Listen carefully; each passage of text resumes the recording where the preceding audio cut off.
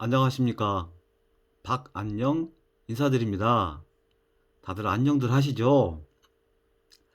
평생 살면서 안녕이란 말들을 너무 많이 사용할 텐데 뜻은 좀 알고 썼으면 더 유익할 것 같습니다.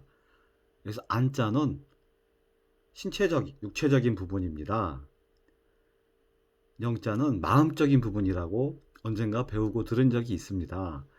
안녕하세요 하는 말, 거칠의 인사일 수도 있고 진심 어린 말일 수도 있고, 서비스 업종에 종사하는 분들은 그냥 기본 예의나 기본 호의로 전하는 경우도 있습니다. 부모한테 안녕하시죠? 또 아는 분의 그 부모에게 당신 부모도 안녕하시지 등등 강령이라고도 하는데요. 그 안자는 신체적이고 다친 데 없고 또 병 없고 또 조심해서 그동안 큰 상처, 사고 없이 존재하는 상태가 아닙니다. 영자는 마음이죠. 자식 걱정, 돈 걱정, 병 걱정, 또 지나친 경쟁 속에서 심리적인 스트레스, 외압, 눌림, 이런 모든 것들이 다 조화롭게 자기 마음 속에서 준비된 자가 영이라고 볼 수 있습니다. 그런데 살다 보면 우리가 돈 때문에 직장에서, 학교에서, 일터에서 너무나 많은 마음의 상처를 받습니다. 또 뭐 범죄시하고 흉악한 사건을 당하기도 하는데요. 심리적인 억눌림, 이런 것도 결국 안녕이 아닌 거죠.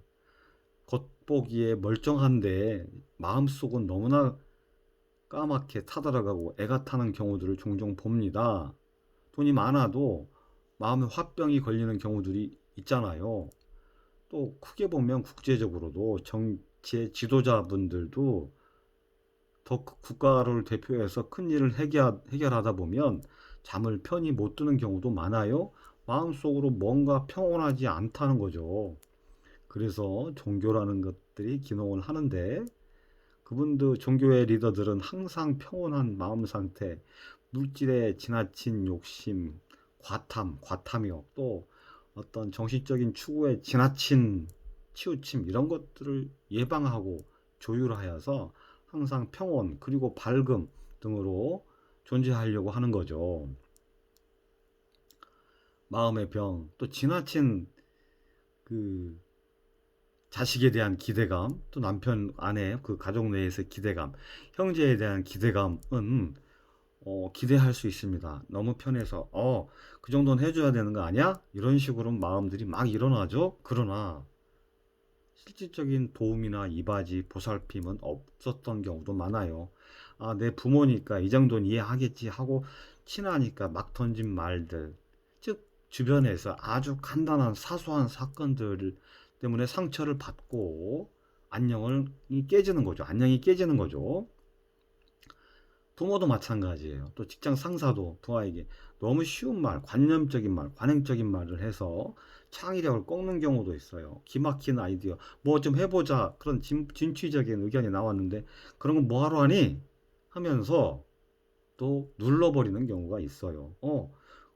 그렇게 누르는 자도 평온하지 않은 거고, 기존의 고정관념에 본인을 묶인 거고, 그래서 부하들이나 자식들에게 그렇게 제한을 하고 어떤 테두리 안에서만 하도록, 자기가 아는 길만을 하도록 하는 거죠.